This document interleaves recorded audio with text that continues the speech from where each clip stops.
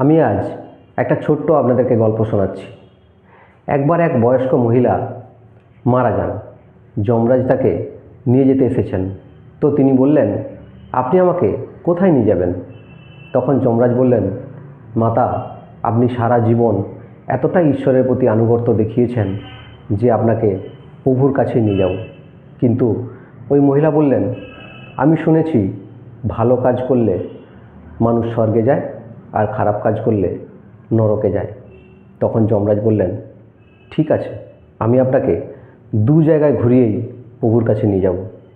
প্রথমে নরকে গেলেন, দেখলেন মানুষ খিদের জ্বালায় কাতরাচ্ছে, কিন্তু অনেক ওপরের দিকে খাবার আছে, কিন্তু সেই খাবার কেউ আনতে পারছে না। তারপর উনি স্বর্গে গেলেন, দেখলেন সেখানে সবাই খুবই হাসি ঠাট্টা করছে, খাবার একই হাঁড়িতে ঝোলানো আছে। তখন বললেন, আপনারাও নিশ্চয়ই খিদের জ্বালায় কাতরাচ্ছেন, আর এত উপরে খাবার রাখা আছে, তাহলে আপনারা নিশ্চয়ই খাবার পান না।